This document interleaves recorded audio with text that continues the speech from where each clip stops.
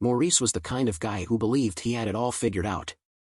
At 42, he was a successful software engineer, well regarded in his field, and had a stable career that kept him busy but still allowed him to spend quality time with his family.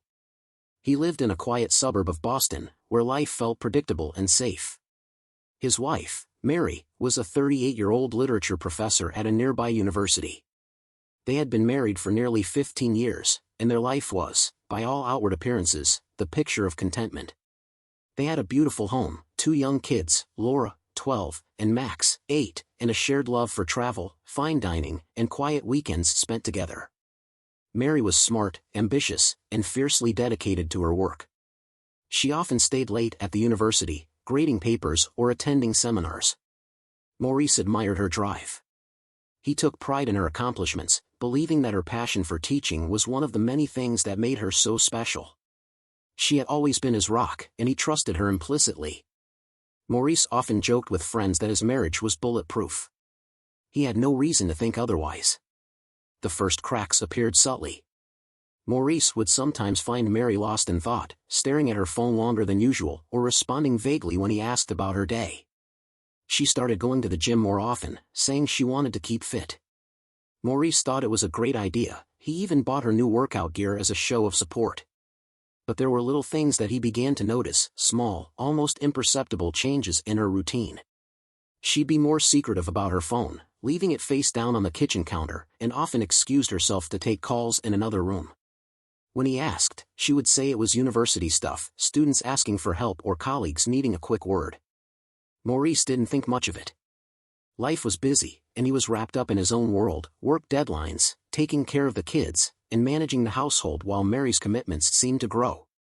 They had always been good at juggling their responsibilities, often communicating through quick text messages during the day, confirming pickup times for the kids or discussing dinner plans.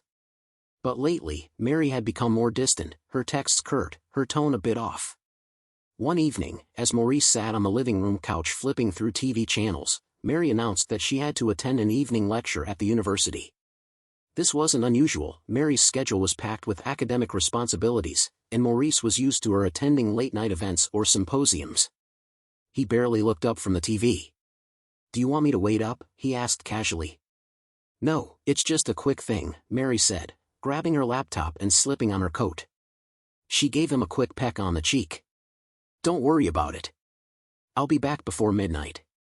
Maurice nodded, distracted by the game on the screen. "All right. Be safe." She smiled and was out the door. Maurice had no idea that this would become a routine, a regular disappearance that Mary would justify as work-related, and Maurice, in his trust, would take at face value. Things took a darker turn when Maurice received an invitation to a university event, a cocktail party hosted by Mary's department to celebrate the end of the semester. Maurice usually dreaded these academic gatherings, finding them pretentious and dull, but Mary had insisted he come along. "It'll be good for you to meet some of my colleagues," she'd said. "And you can see a bit of what I do." Maurice arrived at the event dressed in a simple suit, feeling out of place among the professors in their tweed jackets and glasses. He made small talk with a few people, mostly nodding along as they discussed topics he had no interest in. As the evening dragged on, Maurice scanned the room for Mary, who was deep in conversation with a group of students. Among them was a young man who caught Maurice's attention, a tall, athletic-looking guy with an easy smile.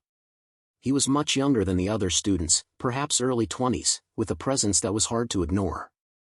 Mary introduced him as Frank, a graduate student from Nigeria who had recently joined her class. "Frank is one of my brightest students," Mary said, her voice full of pride. "He's been working on a fascinating project about post-colonial literature." Maurice shook Frank's hand. "Nice to meet you. Mary's told me a lot about her students, but it's good to put a face to a name." Frank smiled, his grip firm. "Nice to meet you too, sir.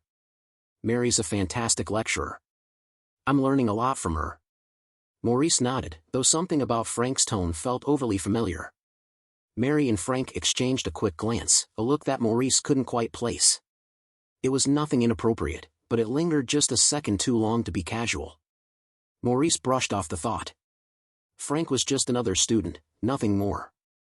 As the night wore on, Maurice noticed how Mary's attention kept drifting toward Frank.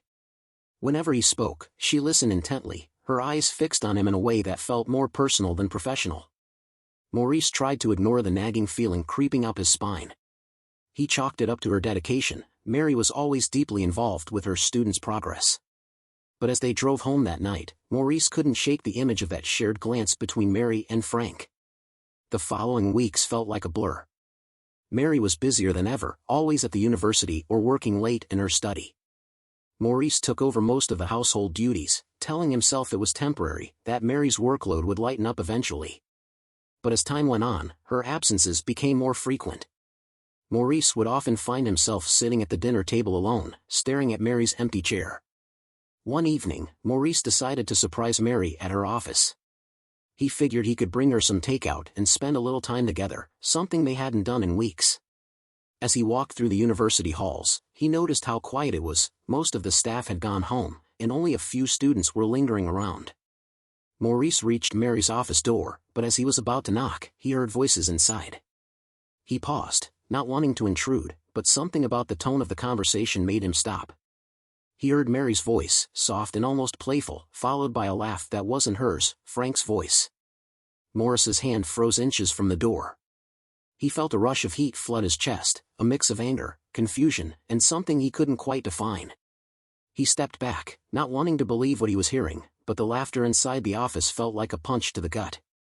The Huaban turned and walked away, leaving the takeout bag on a nearby table. He told himself it was nothing, that he was overreacting. But deep down, he knew something had shifted. Maurice spent the next few days in a haze of suspicion and self-doubt.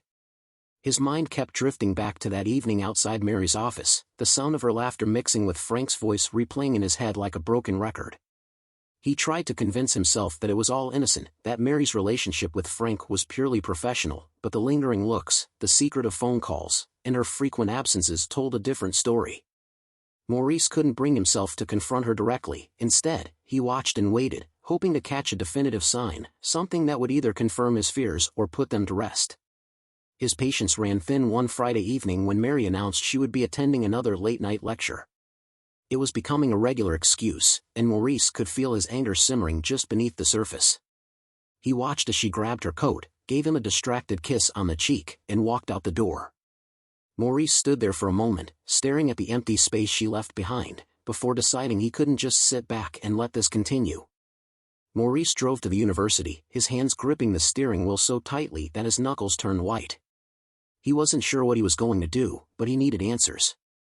As he approached the building, he saw Mary's car parked in its usual spot.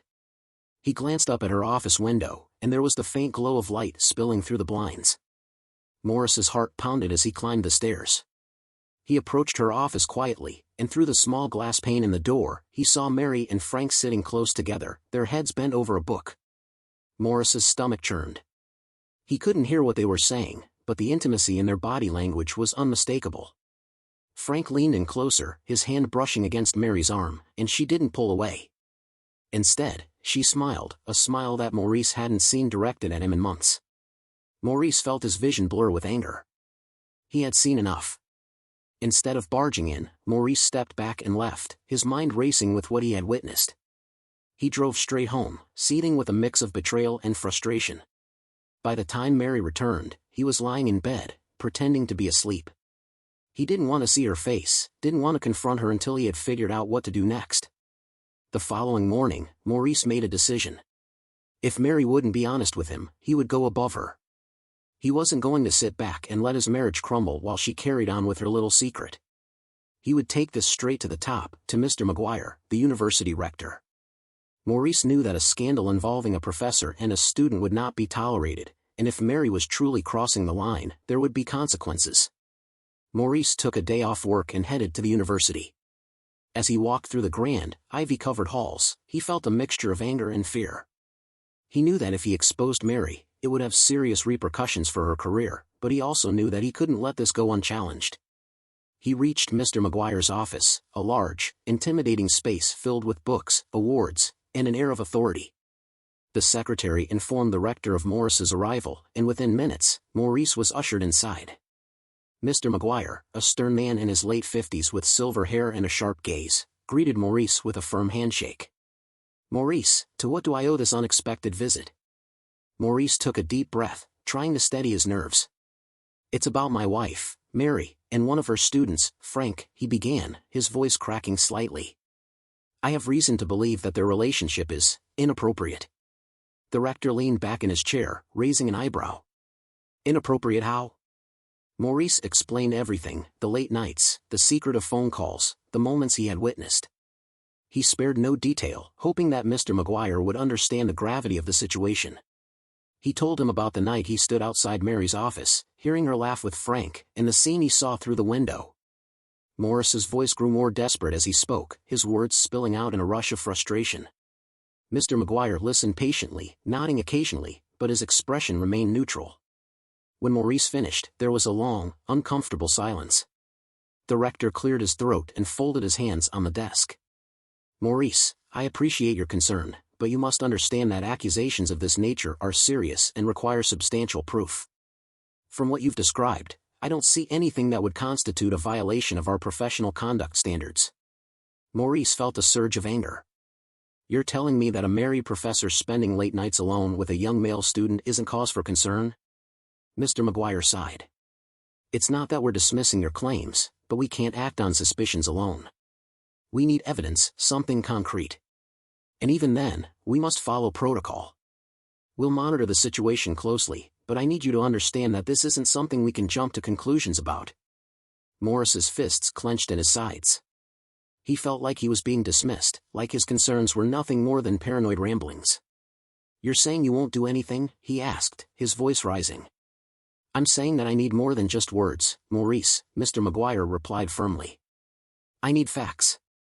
If something inappropriate is happening, it will come to light. But until then, we have to tread carefully. Accusing a faculty member without solid evidence could have serious repercussions for everyone involved." Maurice stared at the rector, feeling his hopes deflate. He had come here looking for justice, for someone to take his side, but instead, he was being told to wait and watch. "Thank you for your time," Maurice said through gritted teeth, trying to maintain a semblance of composure. Mr. Maguire nodded. "I appreciate you bringing this to our attention. We will keep an eye on the situation. In the meantime, I urge you to speak with Mary directly. Sometimes, the simplest explanations are the truth." Maurice left the office, his anger boiling over. He had thought that by involving the university's administration, he could put an end to whatever was going on between Mary and Frank. But now, it felt like he was fighting a battle no one else wanted to acknowledge. Maurice walked out of the building, his mind swirling with thoughts of betrayal and helplessness. If no one was going to take him seriously, he would have to find another way to get the answers he needed. As he drove home, his thoughts were consumed by the decision that had been slowly brewing in his mind ever since he first saw Mary and Frank together. He was done waiting, done hoping that this was all just a misunderstanding. The truth was, he didn't need concrete evidence like Mr. Maguire had suggested. Maurice knew his wife better than anyone, and he could feel the betrayal in his bones. The marriage was over, and there was no point in dragging it out. That evening, Maurice sat alone in the living room, staring at the blank television screen, his mind made up. He would file for divorce. The thought of it filled him with a strange sense of relief, as if he was finally taking control of a situation that had been spiraling out of his grasp for far too long.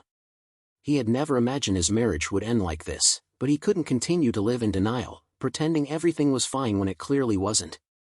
Maurice had never been through a divorce before, the very idea was foreign to him. But he wasn't going to let that stop him. He needed to protect himself and his children from whatever fallout might come from this mess. The next morning, without mentioning anything to Mary, he made an appointment at a private law firm in the city. It was a small firm, recommended by a friend who had gone through a tough divorce a few years back. Maurice figured that if anyone could help him navigate this, it would be them.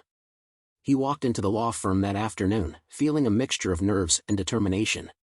The office was sleek and modern, with floor-to-ceiling windows and minimalist decor. He was greeted by a receptionist who took his name and asked him to wait for a moment. Maurice sat down in a leather chair, his thoughts racing as he tried to imagine what his life would look like after this was all over. The door to one of the private offices opened, and a woman in her late 30s stepped out, her expression professional and focused. "Mr. Maurice, right?" "I'm Evelyn Hayes," she said, extending her hand. "Please, come in." Maurice followed her into the office and took a seat across from her desk. Evelyn was a no-nonsense type, her demeanor calm and collected. She opened a file and began asking Maurice about his situation, how long he had been married, whether they had any children, and what had led him to consider divorce. Maurice found himself spilling everything, the suspicion, the late nights, the way Mary had been acting so differently, and how the rector had brushed off his concerns. Evelyn listened carefully, occasionally jotting down notes. When Maurice finished, she looked up and said, "Divorce is never an easy decision, but it sounds like you've thought this through. The fact that you're here today tells me you're serious about moving forward. I'll be honest with you, divorce can be a long and difficult process, especially when there are children involved. But I'm here to help you navigate it." Maurice nodded. "I just want to get this over with. I can't keep living like this, not knowing what's really going on. I'm sure she's cheating on me, and I don't want to stick around to find out more." Evelyn leaned back in her chair. "Understandable. Now, the first thing we need to do is gather all the necessary information, financial records, assets, and any other details that might come into play during the divorce proceedings. We'll also need to discuss custody arrangements for your children. Since you're the one filing, it's important to consider how you want to approach this, whether you want to keep things amicable or if you anticipate a fight." Maurice sighed. "I just want what's best for the kids. As for Mary, I'm not sure how she's going to react. But I'm prepared to do whatever it takes to protect my interests." Evelyn nodded. "Good. We'll get started on drafting the paperwork. I'll also give you some advice on how to handle the situation at home until everything is finalized. It's important to keep things as civil as possible, especially around the children. They don't need to be caught in the middle of this." Maurice left the law firm that day feeling a weight lifted off his shoulders. He had taken the first step toward ending the marriage, and while the road ahead was uncertain, he knew he was doing the right thing. He didn't tell Mary about his visit to the lawyer, nor did he let on that anything was different. He wanted to keep the element of surprise on his side, at least until the papers were ready. In the meantime, Maurice decided to continue observing Mary's behavior, trying to gather any more signs that might confirm what he already knew in his heart. He started asking her more often about her work, subtly probing for information about Frank. To his surprise, Mary began talking more openly about her students, particularly Frank. "It's really great that Frank is here," Mary said one evening as they sat down to dinner. "He's such a bright student, and it's inspiring to see how hard he's working to succeed. Coming all the way from Nigeria to study here is no small feat, and he's handling it so well. He's one of the most talented students I've ever had." Maurice forced a smile, pretending to share in her enthusiasm. "That's wonderful, Mary. It sounds like he's really making the most of his opportunities." Mary nodded, her eyes lighting up as she talked about Frank's work. "He's working on a fascinating thesis about African literature and its impact on post-colonial societies. I've been helping him refine his arguments and structure. It's so rewarding to see him grow academically."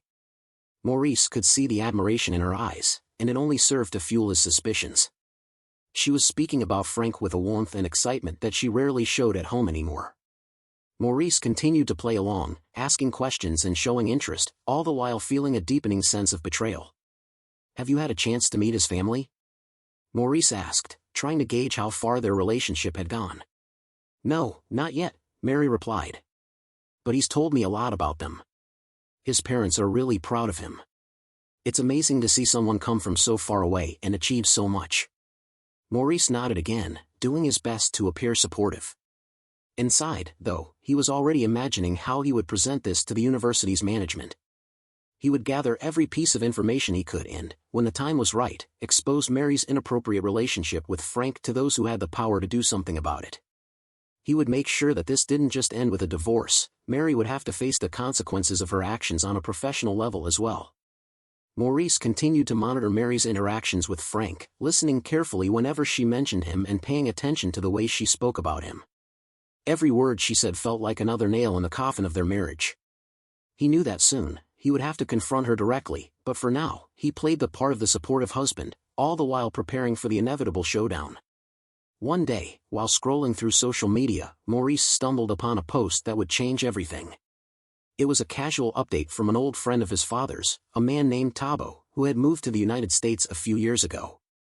Maurice remembered Tabo vaguely. He was a close friend of Frank's father back in Nigeria, a man who had built a successful career in the U.S. and often helped young Nigerians navigate life abroad. Tabo's latest post included a picture of himself with Frank, captioned with words of encouragement about Frank's academic journey. Maurice stared at the post, his mind racing.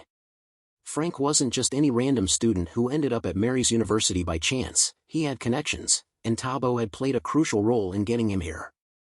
It all started to make sense: Frank's arrival, his sudden bond with Mary, and why Frank seemed so at ease despite the pressures of being an international student. Maurice realized that if Tabo knew about Frank's involvement with Mary, it could mean serious trouble for everyone involved. Not only could Mary lose her job, but Frank could also face expulsion. Maurice decided to reach out to Tabo. They hadn't spoken in years, but Maurice knew that Tabo's position in Frank's life made him the perfect person to approach. He called Tabo, who was surprised but happy to hear from him, and they arranged to meet at a quiet diner on the outskirts of town. When they met, Tabo greeted Maurice warmly, clearly unaware of the storm that was brewing. Maurice appreciated Tabo's open demeanor and decided to be straightforward.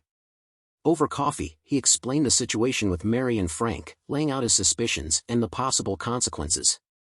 Maurice emphasized that he wasn't trying to get Frank in trouble, but he needed Tabo to understand what was at stake. Tabo listened intently, his face growing more serious as Maurice spoke. "Maurice, I had no idea," Tabo said, his voice laced with concern. "I helped Frank come here because I believed in his potential. He's like a son to me. But I never thought something like this could happen. If this is true, it could ruin everything." Maurice nodded, relieved that Tabo seemed to grasp the gravity of the situation. "I don't know how far things have gone, but Mary's behavior has changed, and I can't ignore it anymore.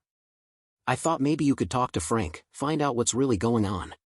He needs to understand that this isn't just some harmless fling, it's a ticking time bomb that could destroy his future and my family." Tabo sighed, rubbing his temples as he processed the information. "I'll talk to him, Maurice. Frank needs to hear this from someone he trusts. I can't promise he'll listen, but I'll do my best to make him understand the risks." Maurice thanked Tabo, feeling a glimmer of hope for the first time in weeks. If anyone could get through to Frank, it was Tabo. As they parted ways, Maurice felt a sense of validation. He had done everything he could to bring the truth to light, and now it was up to Tabo to confront Frank. In the days that followed, the atmosphere at home grew tenser. Mary started coming home visibly upset, her usual composure unraveling.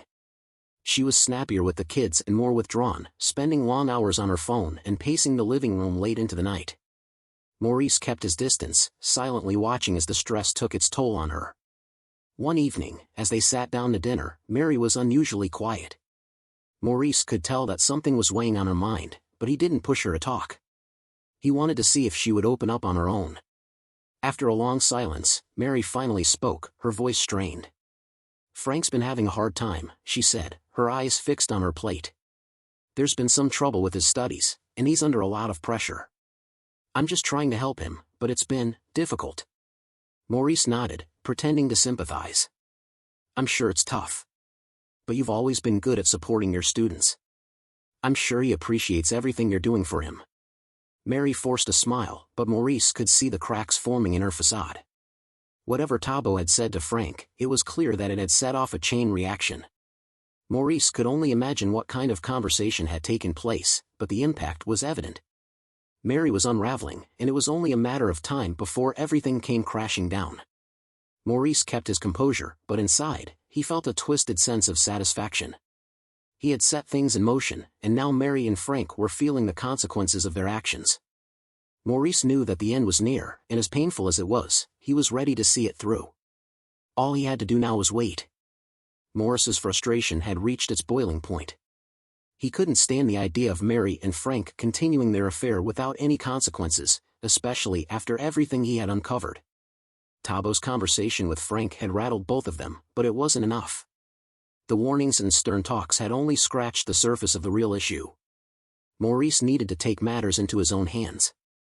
He was determined to expose the truth, and if the university management wasn't going to act, he would force their hand. Maurice started staking out the university. He would leave work early and position himself near the main entrance, waiting for Frank's classmates to emerge from lectures. He watched closely, studying the faces of the students who seemed to hang around Frank. They were a tight-knit group, always moving together, chatting and laughing as they left the building. Maurice approached them one by one, careful to remain calm and not come off as some unhinged husband. He introduced himself plainly, "I'm Maurice, Mary's husband. I need to talk to you about something serious." Some students looked at him with a mix of confusion and unease, unsure of what to make of this middle-aged man suddenly questioning them. Maurice didn't mince words. He told them directly that he suspected Mary was having an affair with Frank and that he needed to know if they had noticed anything suspicious. Most of the students denied knowing anything, shaking their heads and walking away quickly, clearly uncomfortable with the confrontation. But not everyone was unwilling to talk. One of the students, a young woman named Jessica, hesitated for a moment before agreeing to speak privately. She admitted that she had noticed some odd behavior, how Frank and Mary would often stay back after class, whispering in hushed tones, and how Frank seemed to have a special status among the group, one that went beyond mere academic favor. She didn't say outright that she knew they were having an affair, but the implication was clear. "Look, I don't want to get involved in anyone's personal life," Jessica said, her voice low. "But it's obvious to everyone that they're close. Too close. And it's not just about grades or mentoring." Maurice thanked Jessica, grateful for even the smallest confirmation of his suspicions. He knew it wasn't solid proof, but it was enough to convince him that he wasn't imagining things. Over the next few days, Maurice continued his informal investigation, speaking to more students and piecing together bits of information. He realized that Frank and Mary's behavior wasn't as discreet as they thought. People had noticed, but no one wanted to be the one to blow the whistle. Desperate to push things further, Maurice approached a few of Frank's classmates and made them an offer. He proposed a deal: they would write a collective denunciation detailing what they had seen and heard, and in return, he would compensate them generously. The students hesitated, but the promise of money and the growing unease over the situation eventually convinced a few of them to cooperate. They drafted a letter outlining Frank and Mary's inappropriate relationship and submitted it anonymously to the rector's office. Maurice waited anxiously for the fallout. He was sure that this would be the tipping point, the moment when the university would have no choice but to act. But the response from the rector, Mr. Maguire, was infuriatingly lackluster. Maurice was called in for a meeting, where Maguire listened to the accusations with a guarded expression. He thanked Maurice for his vigilance but maintained a stance of skepticism, dismissing the denunciation as little more than student gossip. Despite the mounting evidence, Maguire refused to take decisive action, offering only vague assurances that the situation would be monitored closely. Maurice left the meeting fuming, his mind racing with dark possibilities. Why was Maguire so reluctant to act? The thought gnawed at him: maybe Mary wasn't just involved with Frank. Maybe she had found a way to manipulate the entire situation to her advantage. The idea that Mary might be sleeping with Maguire crossed Maurice's mind more than once. It was a paranoid thought, but nothing felt impossible anymore. Maurice's world was upside down, and he felt like he was spiraling out of control. He couldn't shake the feeling that Maguire was covering for Mary, protecting her from the consequences she deserved. Maurice knew he had to escalate this, to go over Maguire's head and bring his concerns to the highest level of the university administration. He filed a formal complaint with the Board of Governors, providing all the information he had gathered, including the collective denunciation from Frank's classmates. Maurice's persistence finally paid off when the board summoned Maguire for an explanation, forcing him to address the situation more seriously. Maguire was cornered. The pressure from above made it impossible for him to ignore Maurice's accusations any longer. He reluctantly called Mary in for a formal interview, questioning her about her conduct with Frank. Maurice wasn't allowed in the room, but he could imagine how it went. Maguire would go through the motions, asking questions he already knew the answers to, and Mary would deny everything, painting herself as a victim of baseless rumors. In the end, Mary received only a verbal warning, a slap on the wrist that amounted to nothing more than a symbolic gesture. Frank, too, was called in and given a similar warning. The message was clear: this was a warning to be more discreet, not a punishment. Maurice was furious. He had fought so hard to bring the truth to light, only to see his efforts brushed aside. It was as if the entire institution was determined to protect Mary at all costs, and Maurice couldn't understand why. Maurice's mind ran wild with speculation. Was Mary still sleeping with Maguire, or had she made some other arrangement to keep herself out of trouble? Was the university more concerned with avoiding a scandal than holding its staff accountable? The whole thing felt like a sick joke, and Maurice was trapped in the middle of it. Mary came home after the interview, visibly shaken but not broken. Maurice watched her closely, hoping to see some sign of remorse or fear, but there was none. She seemed determined to carry on as if nothing had happened, as if the warning had only served to strengthen her resolve. Maurice knew that the threat of exposure would hang over her and Frank like a dark cloud, but he also knew that it wasn't enough. They had gotten off too easily, and Maurice was terrified that Mary would never truly face the consequences of her actions. He sat alone in the living room that night, staring at the ceiling and wondering what else he could do. He had gone to the highest authority he could reach, and still, it hadn't been enough. The fear that Mary would continue her affair with Frank despite the danger gnawed at him, leaving Maurice feeling helpless and defeated. The system that was supposed to protect integrity and enforce rules had failed, and Maurice was left wondering if Mary would ever be held accountable for betraying him and their family. Maurice had reached his breaking point. Every attempt he made to bring Mary and Frank's affair to light had been met with resistance, and each half-hearted response from the university only made him more determined. The verbal warnings, the dismissals, the rector's reluctance to act, it all pointed to a deeper rot in the institution. Maurice believed in justice, and he was no longer content to wait for it to happen on its own. If the university wouldn't hold Mary and Frank accountable, then he would force the system to bend to his will, no matter how long it took or how many battles he had to fight. Evelyn, his lawyer, became more than just legal counsel, she was his confidant and his strategic partner in this war. Evelyn understood the intricacies of academia and the law, and she knew that Maurice's best chance lay in pushing for an independent, external investigation. If we can't get the university to act from within, we'll force them to bring in outsiders, she told him during one of their late-night strategy sessions. We need to get an impartial body to look into this and do what the administration won't. Maurice agreed. He felt a renewed sense of purpose as they began working together on the legal maneuvers required to bring an external investigation to life. Evelyn leveraged her contacts, citing potential violations of the university's ethical standards and conflicts of interest that could no longer be ignored. After weeks of mounting pressure, the university reluctantly agreed to allow an independent investigative committee to review the case. It was a rare concession and one that Maurice knew wouldn't have been possible without Evelyn's tenacity and his own relentless pursuit of the truth. The investigation began in earnest. The committee was composed of seasoned professionals, external auditors, legal experts, and academics from other institutions, brought in to ensure that the findings would be unbiased and thorough. Maurice knew that this was his chance, his final push to bring the affair into the light and hold everyone involved accountable.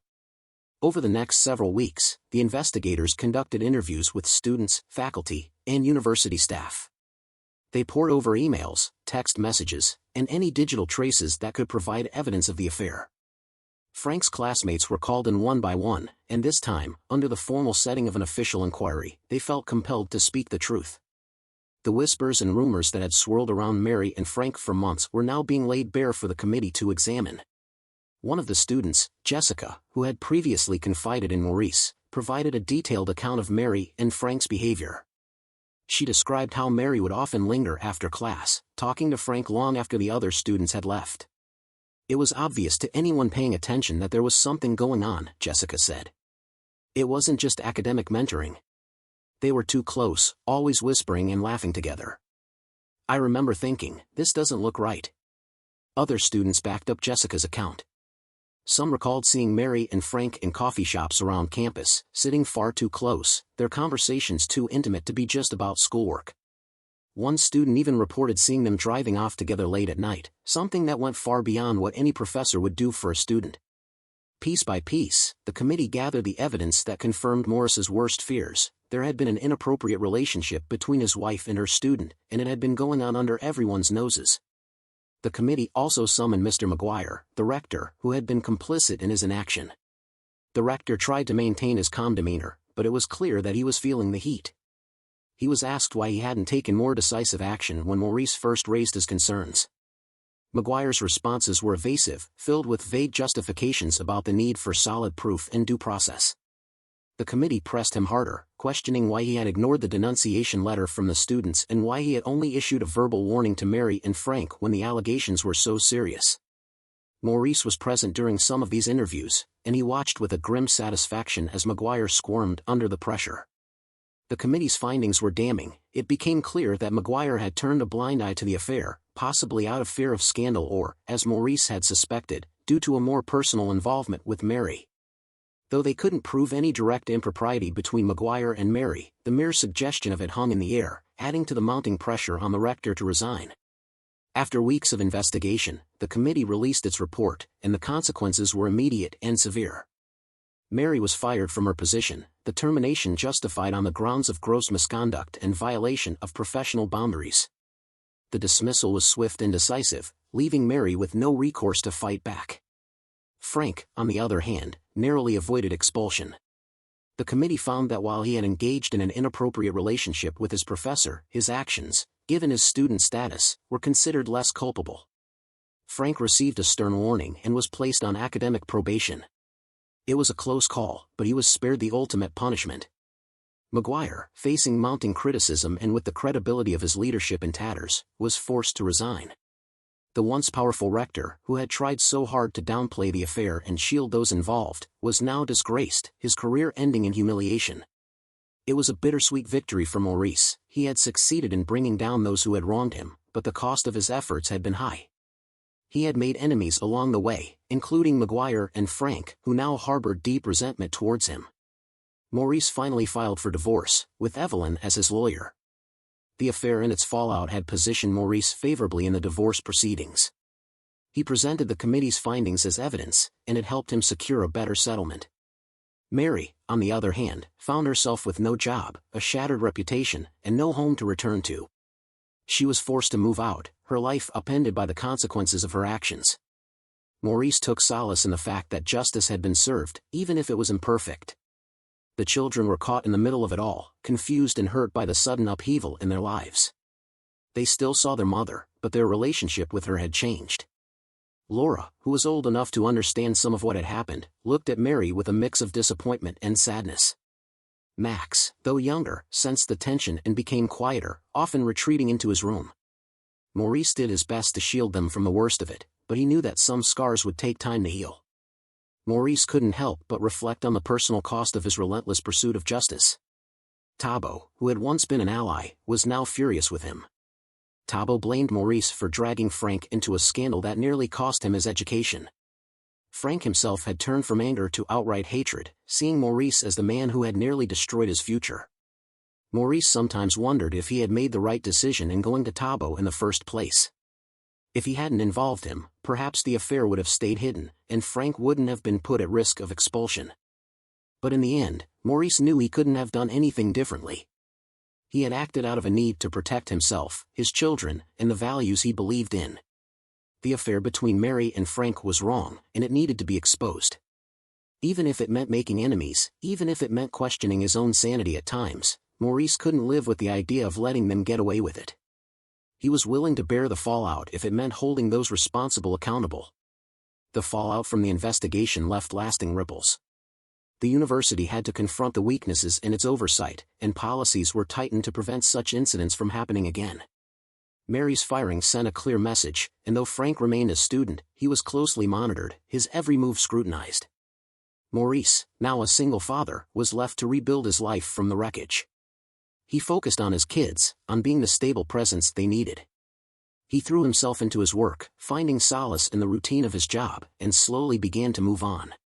The bitterness of what had happened lingered, but so did the knowledge that he had stood up for what was right. For all the pain, the anger, and the loss, Maurice knew that he had fought with everything he had, and in the end, he had won. Maurice quickly adjusted to it. He took on all the household responsibilities, cooking, cleaning, and managing the kids' school schedules. He found a certain solace in the routine, even if it was exhausting at times. Despite the chaos, there was a newfound peace in his life, free from the constant stress and suspicion that had plagued him during Mary's affair. He had his children, his work, and a renewed sense of independence. But something still felt missing. One evening, as Maurice sat at the kitchen table after putting the kids to bed, he began to reflect on everything he had been through. His thoughts drifted to Evelyn, his lawyer, who had been by his side through the darkest moments of his ordeal. She was more than just a legal advisor, she had been a confidant, a voice of reason, and a steadfast ally. Maurice realized that, somewhere along the line, he had come to look forward to their meetings, not just for the legal advice but for the person she was. He thought about her sharp wit, her resilience, and the way she had fought for him when no one else would. In a moment of boldness, fueled by the adrenaline of his recent victory, Maurice picked up his phone and sent Evelyn a message. "Would you be up for dinner? I thought we could celebrate our victory properly." He knew he was taking a risk, blurring the lines between client and lawyer, but he couldn't ignore the pull he felt toward her. Evelyn replied almost immediately. "I was wondering when you'd ask. Let's do it. Tomorrow night?" The next evening, Maurice found himself waiting nervously at a cozy Italian restaurant downtown. He had dressed up more than usual, trading his casual attire for a smart shirt and jacket. When Evelyn walked in, Maurice's nerves faded. She looked stunning, confident yet approachable, her smile lighting up the dimly lit room. They greeted each other warmly and were soon seated at a quiet corner table, away from the bustling crowd. They toasted to their success with glasses of red wine, the atmosphere light and celebratory. For the first part of the evening, they kept the conversation professional, talking about the case, the fallout, and the changes they were both navigating in their personal lives. But as the night went on, the tone shifted. There was a palpable tension between them, something that had been building all along but was now impossible to ignore. Maurice decided to take a leap. "I know this was supposed to be a celebration," he began, swirling his wine glass nervously. "But if I'm being honest, Evelyn, I've been wanting to see you outside of a courtroom for a while now. I'm not sure where this is going, but I'd like to find out." Evelyn smiled, her eyes sparkling with understanding. "I had a feeling that's what this was," she admitted, leaning in slightly. "And to be honest, I've been hoping you'd ask. My personal life hasn't been great lately, too many long nights at the office, and not enough of this," she said, gesturing around the cozy restaurant. "I was drawn to you the first time we met, Maurice. I think we were meant to end up here." They continued talking, their conversation drifting from the professional to the personal. Maurice shared stories about his kids, his new routine, and the strange mix of freedom and loneliness that had come with his divorce. Evelyn opened up about her own struggles, how her career had often kept her too busy to focus on her personal life, and how she had found herself admiring Maurice's resilience throughout his ordeal. They connected in a way that felt natural, as if they had known each other for much longer than they actually had. After dinner, Maurice invited Evelyn back to his house, knowing the kids were already asleep. She accepted without hesitation, and they spent the rest of the night together, talking, laughing, and enjoying each other's company. When they finally made their way upstairs, the attraction that had simmered between them for so long finally spilled over. They spent a passionate night in bed, a release of all the tension, desire, and unspoken connection that had built between them. The next morning, as the first light of dawn filtered through the bedroom curtains, Evelyn turned to Maurice, a content smile on her face. "I knew this would happen," she confessed softly. "From the first time we met, there was something about you that told me we'd end up here. I just didn't know when." Maurice smiled back, feeling a warmth he hadn't felt in a long time. "I'm glad we did," he said simply, grateful for this unexpected turn in his life. From that point on, Maurice and Evelyn started dating, and their relationship quickly became a bright spot in Maurice's new reality. Evelyn was great with the kids, easing her way into their lives with a natural charm that won them over. Laura and Max took to her immediately, and Maurice found himself enjoying family moments again, something he thought he'd lost forever. For the first time in a long while, he felt hopeful about the future. Meanwhile, Mary was packing up her life in the city, preparing to leave for Alabama to stay with her parents. She had nothing left in Boston, no job, no reputation, and no place to call home. Maurice met her one last time to give her the rest of her belongings. They met in a parking lot, a quick exchange that was painfully awkward. Mary looked at him with thinly veiled anger, her face etched with bitterness, but she said nothing. Maurice could sense the resentment radiating off her, but he didn't care. He was ready to move on, and he hoped he would never have to cross paths with her again. As Mary drove away, Maurice felt a strange mix of relief and closure. She was leaving, and with her departure, the last vestiges of their toxic marriage were finally fading. Maurice returned home, determined to focus on his children, his work, and the blossoming relationship with Evelyn. A few weeks later, Maurice received an unexpected call from Maguire, the former rector who had been forced to resign after the investigation. Maguire invited Maurice to meet him at a small cafe outside the city. Maurice was hesitant, wary of what Maguire might want, but curiosity got the better of him, and he agreed to the meeting. When Maurice arrived at the cafe, he found Maguire already seated, looking surprisingly relaxed for a man who had recently lost his career. Maguire greeted him with a genuine smile, offering a handshake. "Maurice, it's good to see you. Thanks for meeting me." Maurice nodded cautiously, still unsure of Maguire's intentions. "I have to admit, I wasn't sure what to expect," Maurice said, sitting down. "What's this about?" Maguire chuckled, a far cry from the stern, formal figure he had been at the university. "I wanted to thank you," he said, catching Maurice off guard. "You helped me, even if you didn't intend to. I was miserable in that job, constantly dealing with administrative nonsense, appeasing donors, and dodging scandals. The truth is, you gave me the push I needed to get out." Maurice was surprised. He had expected hostility, not gratitude. "I thought you'd be angry with me," Maurice admitted. Maguire shook his head. "I won't lie, the way it ended was rough. But it's the best thing that could have happened. I bought a country house, started a small farm. I'm growing my own food, selling at local markets, and planning to expand. I've got enough money saved to live comfortably, and I'm thinking about hiring some help to turn it into a real business. No more late nights at the office or dealing with faculty politics. Just peace and quiet." Maurice couldn't help but smile. The image of Maguire as a farmer was almost comical, but he could see the contentment in the man's eyes.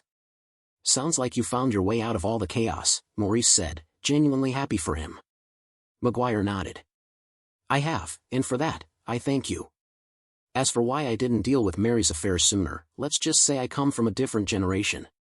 I didn't see it as my place to police people's personal lives, especially when everyone involved was an adult.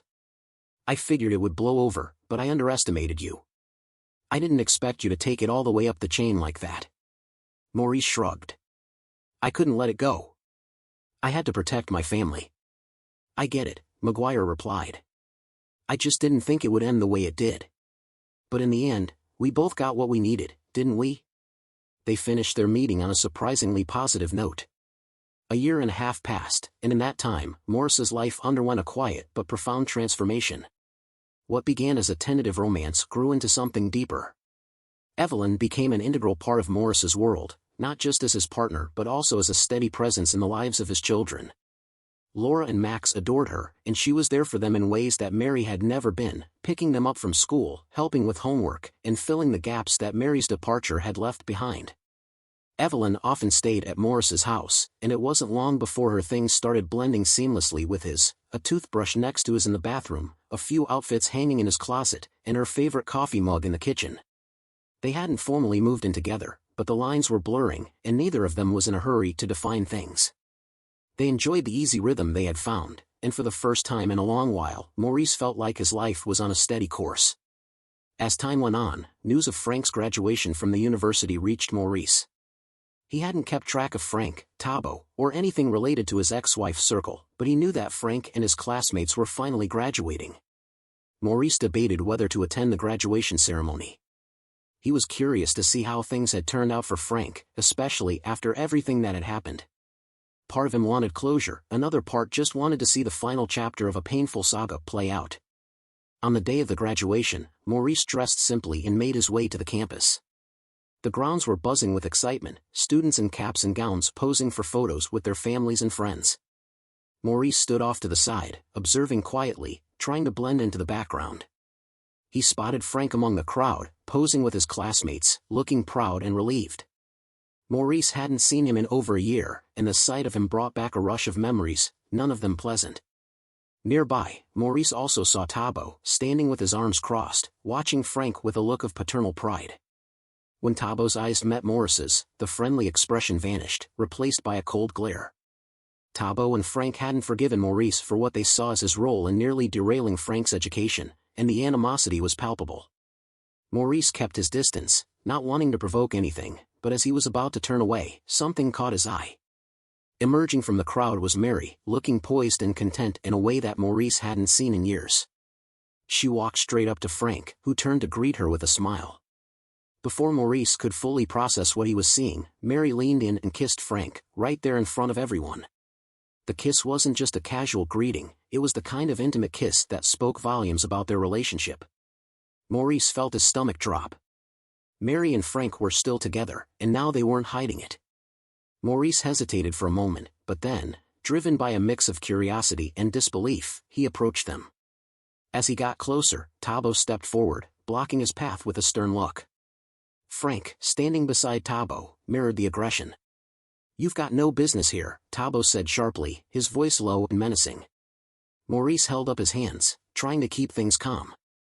"I'm not here to start anything. I just want to talk." Mary, who had been watching the exchange, stepped in. She placed a hand on Tabo's shoulder, signaling him to step back. "It's fine," she said quietly. "Let him talk." Maurice moved closer, feeling a strange sense of detachment as he looked at his ex-wife standing beside Frank. The last time he had seen her, she was angry and defeated, but now she seemed happy. There was a lightness to her that Maurice hadn't seen in a long time. Mary met his gaze directly, and there was no anger this time, just a quiet resolve. "After I left for Alabama, I spent some time with my parents," Mary began, her tone calm but firm. "I thought about everything that happened. But I couldn't stay away forever. I came back here, and Frank and we started seeing each other again. It's different now. I'm not his teacher anymore, and there's nothing wrong with us being together." Maurice listened, trying to process the information without reacting emotionally. He looked at Frank, who stood beside Mary with a defiant expression, his arm draped protectively over her shoulder. "I'm working as a private tutor now," Mary continued. "I've got a small group of clients, and I'm doing fine. I live on my own, I pay my own bills, and I'm making it work. So whatever happened between us, it's in the past. I'm asking you to leave it there, Maurice. Don't try to ruin this for me. I've rebuilt my life, and I'm happy." Maurice stood silently for a moment, absorbing her words. He looked at Mary, then at Frank, and finally back to Mary. The anger he had once felt seemed distant now, replaced by a strange mix of resignation and indifference.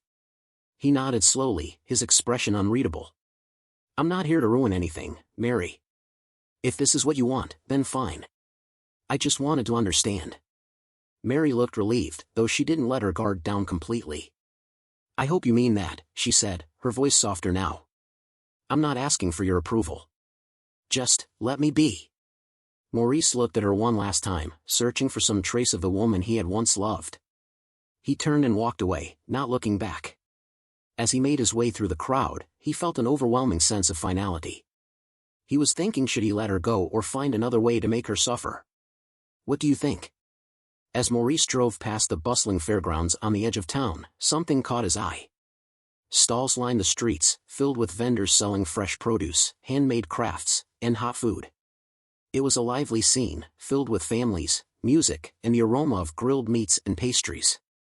Maurice wouldn't have given it a second thought, but out of the corner of his eye, he spotted a familiar figure standing behind one of the stalls, wearing an apron and chatting with customers. It was the last person Maurice expected to see, Mr. Maguire, the former rector. Maurice slowed down and pulled over, curiosity getting the better of him. He hadn't seen Maguire since their conversation at the cafe over a year ago. The man who had once ruled the university's administration now looked entirely at ease, handling a small grill and serving customers with the practiced ease of a seasoned vendor. Maguire was selling fresh sausages, the kind that looked homemade and smelled delicious. Maurice approached the stall, half expecting Maguire not to recognize him, but as he got closer, Maguire's eyes lit up with a spark of recognition. "Maurice." "Well, this is a surprise," Maguire said, wiping his hands on his apron and extending one for a handshake. He looked different, happier, more relaxed than the stiff administrator Maurice remembered. "Didn't expect to see you at the fair." Maurice shook his hand, a smile creeping onto his face. "Didn't expect to see you here either. You've really embraced this new life, huh?" Maguire laughed, a deep, hearty sound that was a far cry from the tense, measured tones he used as rector. "Yeah, this is it for me now. Fresh air, good food, and no more meetings. I'm running a small farm, making these sausages myself. You should try some, best in town, I promise." Maurice looked at the display of sausages, impressed by how content Maguire seemed. He picked up a package, still warm from the grill. "I'll take some. It's good to see you like this." Maguire nodded, handing over the sausages and refusing to take any money from Maurice, insisting it was on the house. With that, he returned to his car, the sausages sitting on the passenger seat beside him.